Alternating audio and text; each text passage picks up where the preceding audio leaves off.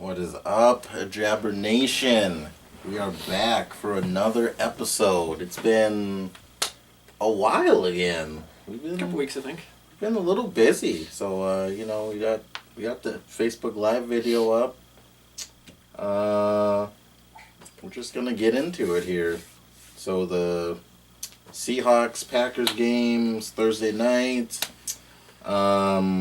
I found out a lot of stuff that I had no idea about until my other half made me aware of it during the season this year that McCarthy doesn't really know what he's doing. Yeah. I didn't really pay it much attention until you brought it up, and I started looking for it every game, and I was like, oh, wow. Yeah, I've been saying it all year, and it's, everyone, start to notice it now that you has talked about it, but when you saw in the game, so you're going into the game, you had Packer fan at work saying, Aaron Jones is key. If they can run the ball, they should be okay. And, I thought, the same thing. If they run the ball, it should be decent. Yep. Now, granted, I had also told you before the game that their season's done, so I don't have much expectation. But, still, besides that. They run the ball at Keith. They have a great young running back. A lot of people are high on him. Yep. They ran 13 times. Yep. The entire game.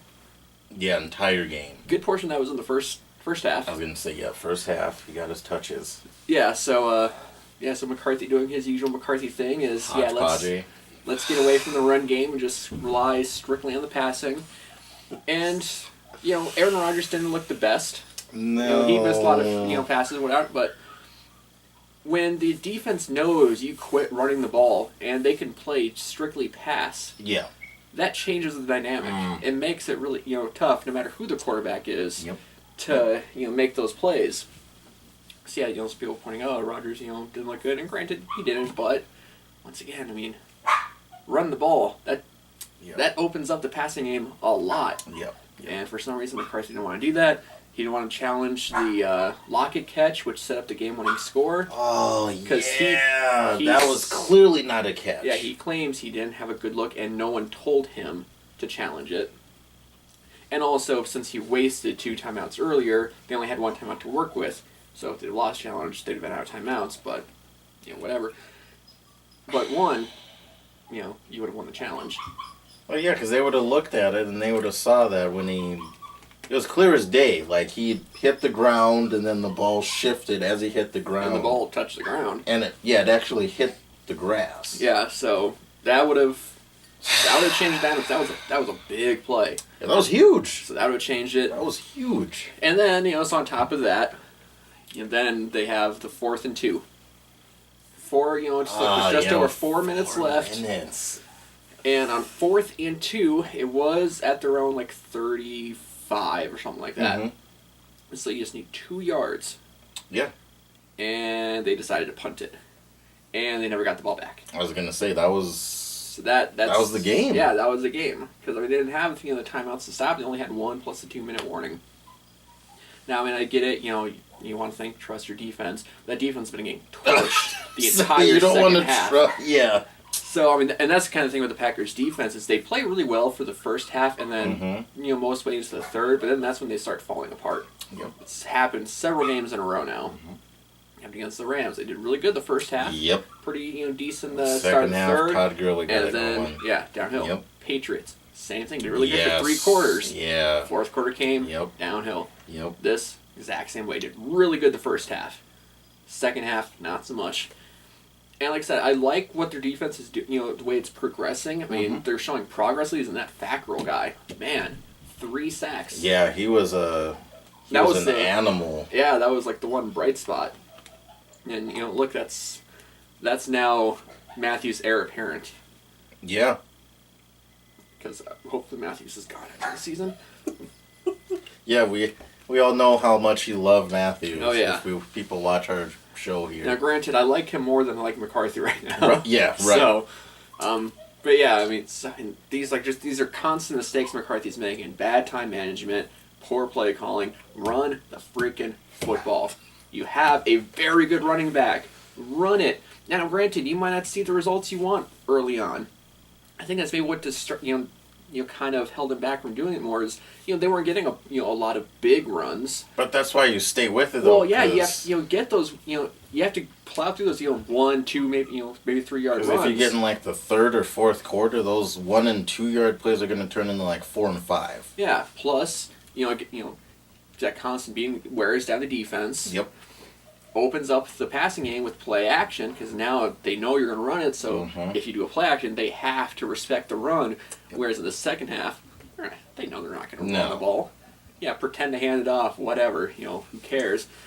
And so because of that, the Packers in the second half kept getting the third downs, and it seemed like every third down, Rodgers was getting sacked. Mm-hmm. I think he got sacked 5 times, 5 sacks. Yeah, something like that. So it's very important. I was actually surprised to hear the Packers among the league in sacks. Yeah. I didn't realize that. Yeah, I did not know that. I was shocked. I was a little bit surprised. So like I said, I like the way the defense is progressing. Yep. They're not there yet, but they're very close. They have a lot of good talent. But they need a change in that locker room. McCarthy needs to go. They need a fresh start. Just get rid of him. You and I have talked about this. How many other coaches out there would love to come into the situation the Packers are in where you have a franchise quarterback still in his prime, ready to go. They have a lot of good pieces, but they need a better coach to lead them there. And McCarthy is not going to do it. He's shown that he's not going to do it. He's wasted so many years. Yeah, Rodgers only has 1 Super Bowl to show. And everyone, a lot of people kind of point to Rodgers saying, Rodgers is a disappointment, which, those are the people that are kind of like, oh, Tom Brady's a GOAT. Stop, bringing up Aaron Rodgers, which I agree with. Aaron Rodgers doesn't belong in the same conversation with Tom Brady.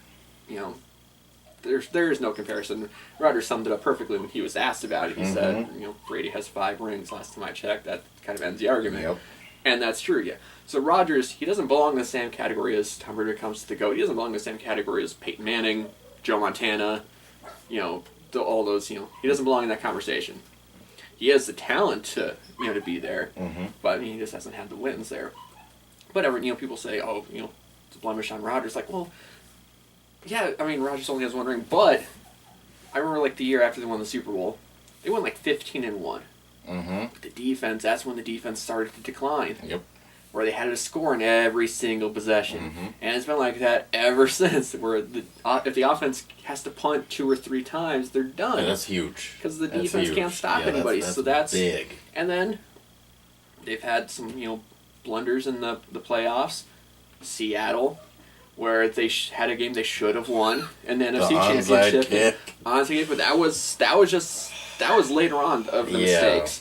There's an interception where Julius Peppers actually told the guy to slide down when he had a clear path to the end zone.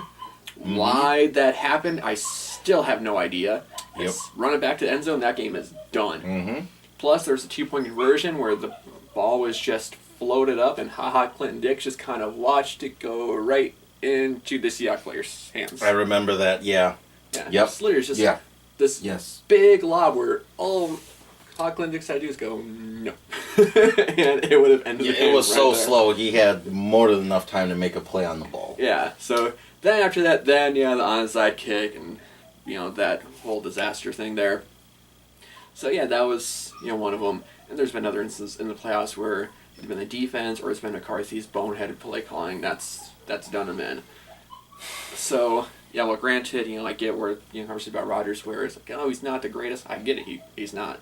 But you can't hold him responsible for the mistakes of the defense. He does what he can, but you have to have a defense with him, and you have to have a coach that's smart enough to call the right plays, which he has not had.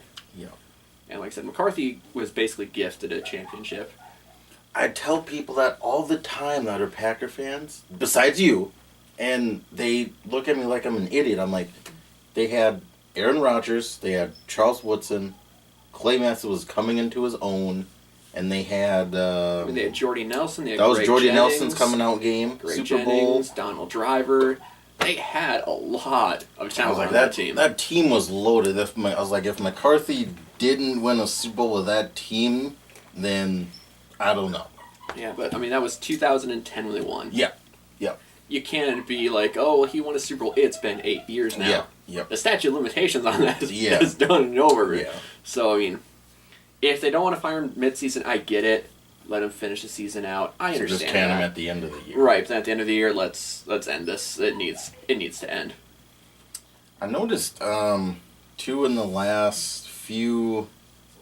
Actually, it didn't really dawn on me until really the last 4 Green Bay games. I think McCarthy is he's taken away kind of the culture of Green Bay's offense. When I know when we would play you guys, what seemed like every year when the Niners were good, my wife would protest to this or not probably agree. I hated playing the Packers because I was like, we hated playing you guys, so the feeling was mutual there. I'm like, okay, we got a good defense, but here comes Rodgers, and he was known for those 5 to 4 yard slant passes. Mm-hmm.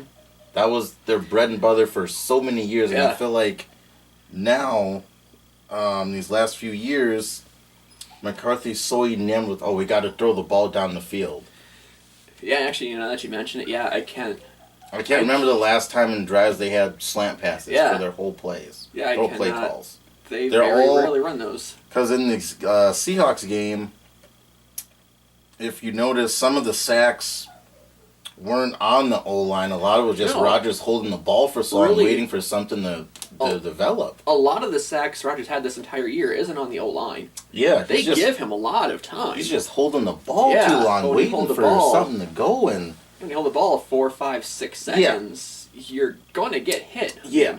Alvin Lang only holds so much. He shouldn't have to hold the ball that long. But look what Bill Belichick does with Tom Brady. It's just dinking and dunking the entire way down the field. It's literally out of his hands in like 3 seconds. Yeah, and he never gets hit. No, never. Start to think about that. It's rare that Tom Brady gets sacked. Even hit. Even hit. So you have to have those, be able to have those dink and dunk passes, whatever. Yeah. Those work. And those set up a play on the field later on. You have to be patient. McCarthy is not patient with the run game. No. And then he's not patient with the short passing game. You have to do that. McCarthy's idea of a short pass was those stupid wide receiver screens that never really seemed to work. Seattle figured those out after a while. Every team figures out that's all they do for the short passes. You have... I'm going to probably butcher this guy's name, but Equanimeous St. Brown. Yeah. Yeah, as they have a couple of really good standout wide receivers. And they're like 6'4", 6'5", and Scanlon can run like a 4'3", and he's like 6'5". And they say he has really good hands, so why not have him run the slants down the middle? He's got good hands. Yeah, good guy. You do a slant route and you're thinking slants, you can throw the ball downfield to Davante Adams. Easy. Easy. Yeah, I don't. Like I said, it's just easy. It's one of those things where I don't get where he's coming from. I don't understand his play calling. It's time for him to go. Let's start freshman because this season's done. If any Pack fan has any hopes, we can still make it. No, we can't. It's over. Heard it here. Heard it here. He said He said it's done. It is. It's Stick over. A fork in it. So, get the new coach next year. Next year, if we can get a new coach, we can make some noise with the talent that's on that team. Yeah, you guys have enough talent to still make a run. Yeah, and we have a lot of cap space, too. And you got a lot of cap space. So, let's... That's the other thing. I said it in the summer that when they didn't sign Jordy, it was going to come back to bite him. You look at what is Jimmy Green. Jimmy Green has done that much this year. Got a broken thumb in this game. And he broke his thumb, and his career stats this year was 34 receptions, 452 yards, 2 TDs, and he's hurt all the time again. Yeah, and to that point, Randall Cobb's been hurt basically the entire year, too. And you've been without Cobb. So all of a sudden, you got these 2 rookie wideouts and... Davante Adams. If you would have given Jordy just a little bit more, you would have probably had a solid 1-2 receiving core. Yeah. But, like I said, I get where they're coming from with that. The new general manager, I've liked a lot of the things he's done. That's one that I wasn't a fan of. But he's trying to make up for the mistakes Ted Thompson made in his last, 4 or 5 years. Some of those draft classes were awful. They were pretty bad. Yeah, like I said, they have the second fewest players from those draft classes left on their team. So, yeah, it's bad. But, I get where they're coming from that. And I'm sure if both ends could do it over again, both Jordy and Packers, yeah, they probably would. And they'd work out some Jordy, type of knowing deal. where he's at right now, he'd probably be like, I'm willing to take a pay cut to stay. beats being in Oakland with the Raiders and that dysfunction right now. Yeah. And now, granted, the Packers aren't.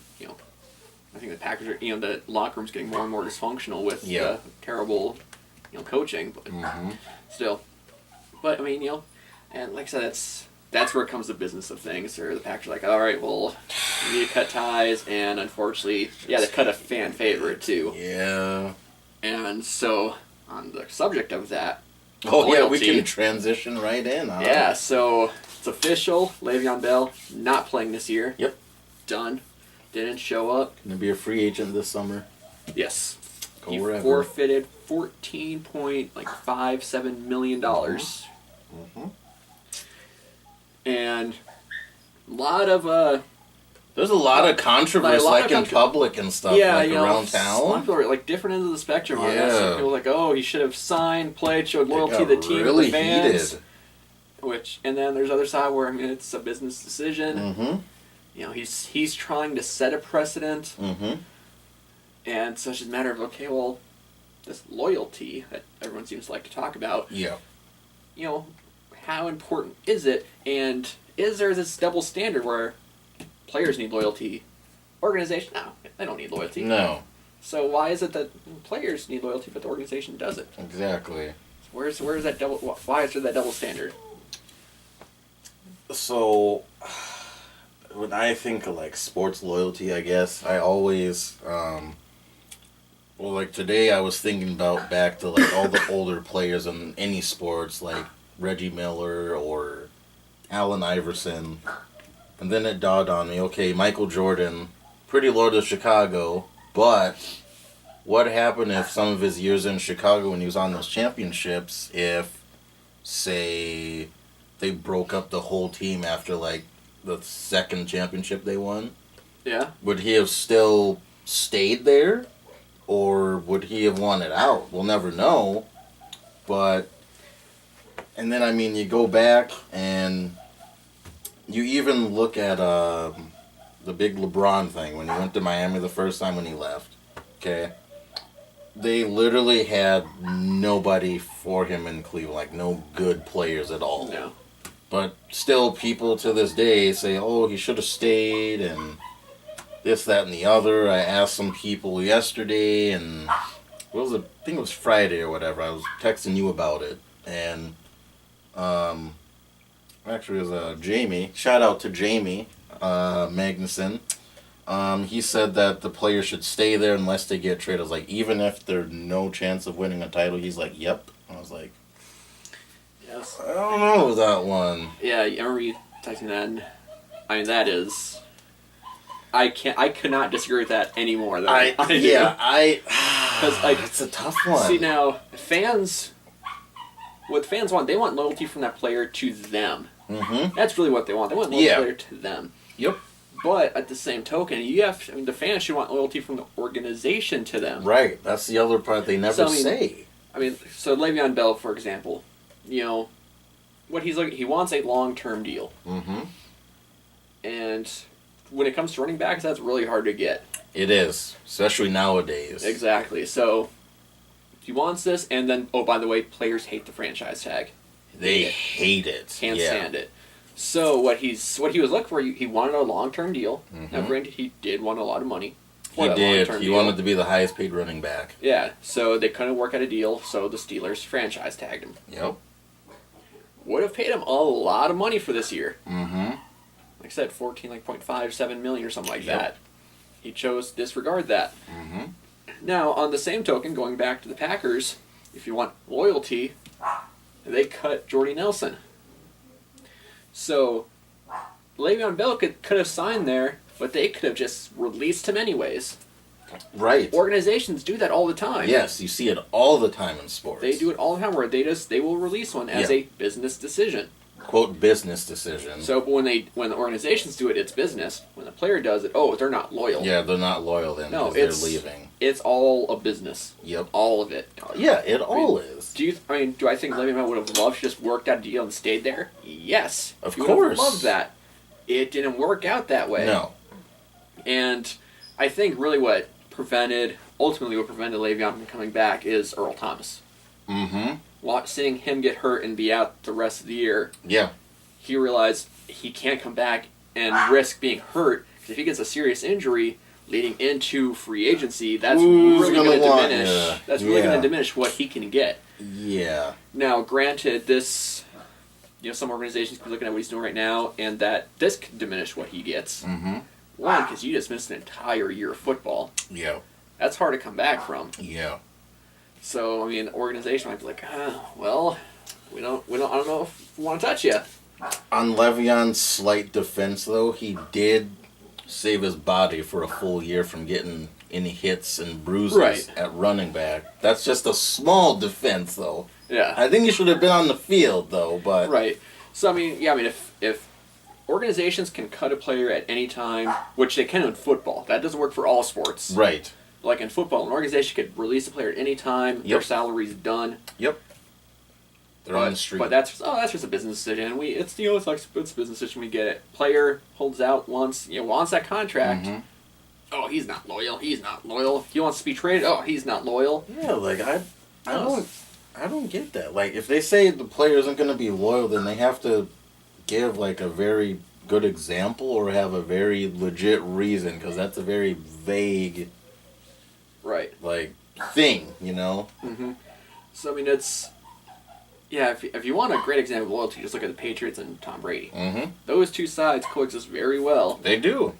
Patriots have taken care of Tom Brady. Tom Brady's been willing to take pay cuts. Yep. To make sure they have a team around him. That's a very rare... Yeah, that's very rare. Super rare. But, yeah, and then, like I said, Le'Veon Bell, you had mentioned this, maybe he's not sure where this team's going to be at in a couple of years. Right, if Le'Veon is starting to see, Big Ben might have 2 or 3 years, let's just say 2 years left. Le'Veon takes a long-term contract. Big Ben retires next year. Right away, their production goes down. Steelers are rebuilt right away. Yeah, and with the past couple of years, where after every year Big Ben's been, I might retire, Well, I mean, who knows what comes after this year? Maybe he does finally retire. Who knows?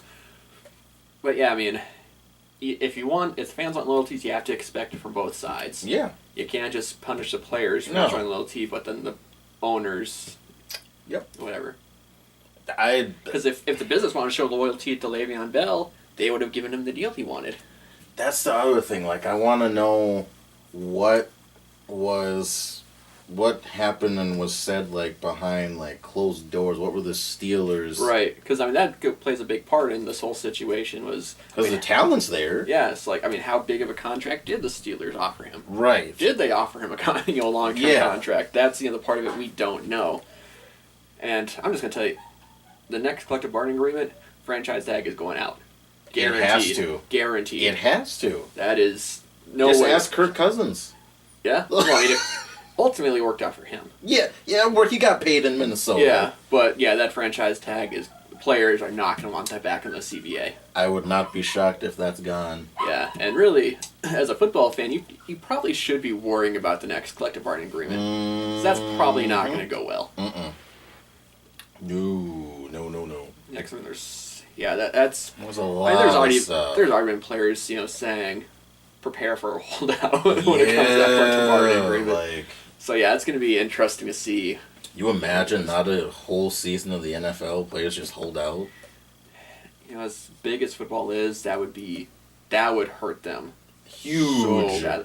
I mean, now granted, like, back in 1994 when baseball was on strike, now granted, once again, baseball's not to the same level as football is right now. But it was bigger. It was a lot bigger back then. Mm-hmm. After the 94 strike, that killed baseball. That they had such a hard time coming back from that. The next year after they played, there was a game between the Braves and the Mets, I believe it was. Fans ran out onto the field, the few fans that were there, and just threw fake money at the players, saying this is what you wanted, and people, fans in the stands, just blasting both the owners and players for that, because it all just came down to money. Billionaires, fighting with millionaires. That's what it is. And me as a fan, if I hear, oh, the players are, there's a lockout or the players are holding out, it's like, you guys Billionaires versus millionaires. Don't talk about money when it comes to the public. Don't go in the public and say this is about money, because you are going to get no reception from that. No, dude. You are talking about money that majority of the people will never, ever, ever, ever, ever, ever see their entire life. Yeah. So I don't want to hear about money being the issue. Don't even come at us with that. You are going to lose the public. You're going to lose the public every time when you talk about money. And unfortunately, that's probably what it's going to come down to. It's money, and that's going to annoy fans, and they are going to lose fans because of it. Because I think even going into hockey, I think there was a holdout in hockey too at some point. Yes. Maybe like years ago. It wasn't that long ago, but yeah, there was a holdout. And actually, for me, I was the finals before that. I had just actually started watching hockey. I was kind of getting into it a little bit. And then the strike happened. Forgot about it completely. Yeah. Haven't gone back since. That's how I was, yeah. So, like, I'm kind of getting into it. Strike, miss good. That was kind of the kicker for me. Yeah. I was like, And then after the strike, okay, it's not going to be on this season. Forgot about it. Yeah, and I haven't followed since. And then, like with baseball in '94, it took that miraculous home run chase in 1998, and then Cal Ripken breaking Lou Gehrig's consecutive game streak to finally get fans back interested in the game. So you had 4 years there, and baseball has never been the same since. Now, granted, they have their own issues when it comes to pace play and things like that, but that strike was big. And when it comes to football, if they have a strike where if they miss the entire season, that would be huge. Imagine how many fans they'll lose the next season. Yeah, they will lose a lot of fans. Like I said, especially they come out and just blast, it's about money, it's about money, it's about money. Yeah. Well, I'm not going to give you my money then. No. Fans are already paying enough as it is to go to the games with those extraordinary ticket prices, not to mention the exorbitant price of, drinks and food at the game.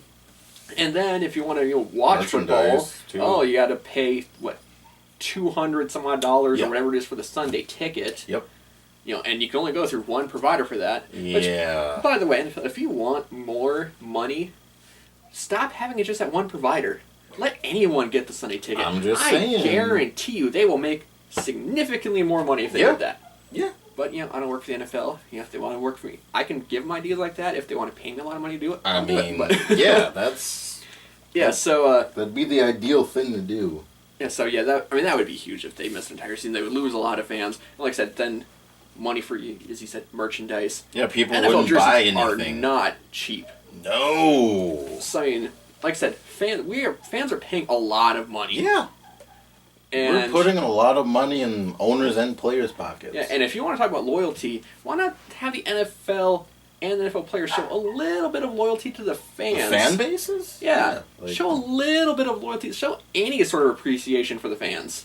Any sort. Once you knock the ticket prices down by, $20, which they're still be then still overpriced. But at least it would show that they appreciate the fans. Yeah, and you really don't get that from them. No. And then but if you lose the fans, hey, guess what? You lose everything. Yep. Owners and players would lose everything. Do you think people are starting to get $90 million contracts when there's 2 people in the seats? No. Nope. Not gonna happen. Nope. There's other sports people can watch. Granted, they might not be as exciting and whatnot as football, but there are other things out there where we could spend our money on. We could put our time to and take money away from there. Yeah. Easy. Yeah. So, and all this loyalty talk. Let's show the fans some loyalty. I'm just saying, that's, and that's the takeaway. When people, like we said, we talk about loyalty to, the players need to be loyal.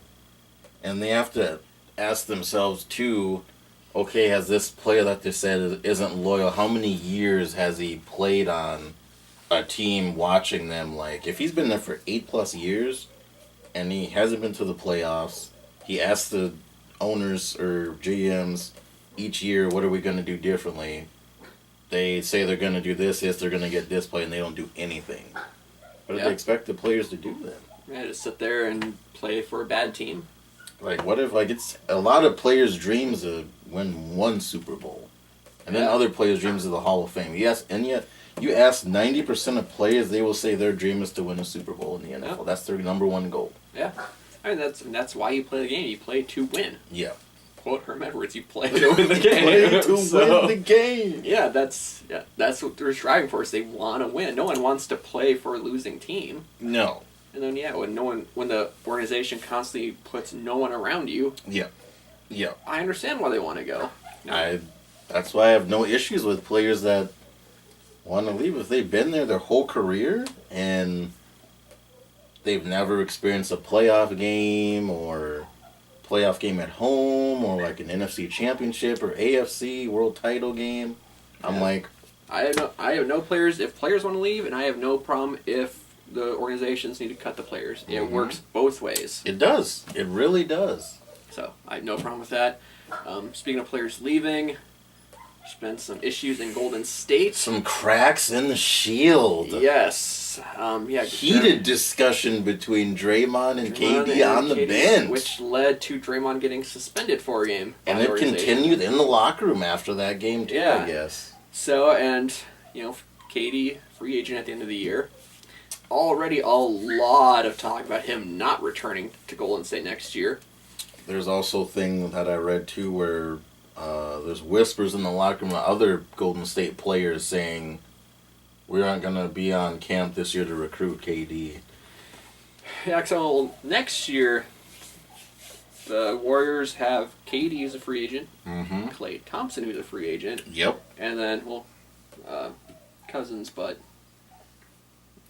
no one really expects him to be back. Even Steve Kerr said, we're here for him for this year to make him look good, and the next year he's going to go get him more money somewhere else. He's going to be back. But, I mean, if you take a look at the team where you go from the big four down to back to the big three, and then depending on where KD goes, which a lot of talk is saying LA.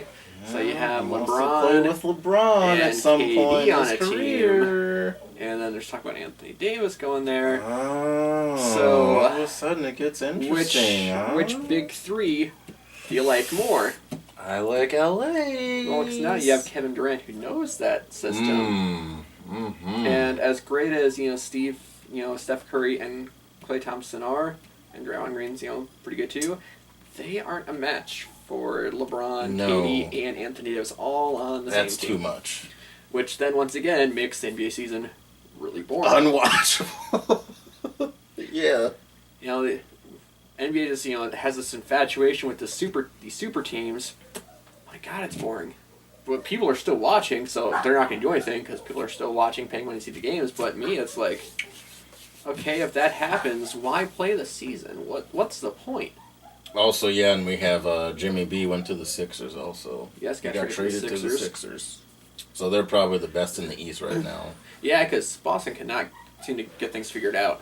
But I don't know, Toronto and the Bucks. Toronto looks good, surprisingly. The Bucks look very strong. Yeah, the Greek Freak is balling out. So Antetokounmpo. Yeah, I mean, the East, is kind of, there's four teams there. East might be entertaining. Yeah. West, it's the Warriors. It's the Warriors. The one team that they... Let's be honest. The one team that could have challenged them was the Rockets, and they're a mess. Hot mess. Melo, out already. Hot mess in Houston right now. Yeah. Hot mess. So unless they can get things figured out really fast, and maybe Melo was a problem. Mm-hmm. I mean, what if he was? What if the Rockets now just play like they did last year? It's possible. I mean, Melo... You said when you're on 4 teams in the span of just over a year, there's something, and they all release you. There's a problem. Yeah, I mean, there's a big problem there. Maybe he screwed up the chemistry that much on the team. Maybe he's not the player he used to be. No, he's sadly a shell of what he used to be when he was with the Nuggets. Yeah. So unfortunately for him, I mean, his career is on the brink. Yep. Unless he can go to a very good situation, and he's willing to accept he is strictly a bench player. He's not a starter by any means. Yep. Yeah, it's going to be rough. But, so West, Warriors, boring. And then, the East is actually somewhat entertaining. The East is going to be competitive, I think, this year. Yeah, Toronto, Milwaukee, Philadelphia, and Boston, if Boston can finally figure things out. Yeah, another player, I think think Kyrie's probably not going to come back to Boston. He told the fans that he's going to come back for another year after this. Really? Yeah, he did that before the year started. Wow. Now, granted, who knows if he was in Boston saying that, so what was he going to say to all the fans? Leave. I'm out after this year. Obviously, he's not going to say that. No. So he says he's going to be back, but will he actually? That is something entirely different. Well, we'll see. That'll be another episode. Yeah. But, lots of loyalty talk lately. And it's interesting. We'll see how it all plays out. Yeah, We'll see next year when it comes to both, where Le'Veon ends up, and we'll see next year where Katie and all of them end up. But, it creates for excitement, creates for some conversation. But, otherwise, that's all we got for today. Subscribe, ask questions, like us on Facebook. Yes, and please tell us your opinion on loyalty. We would love to hear your feedback also. Yes. Good night.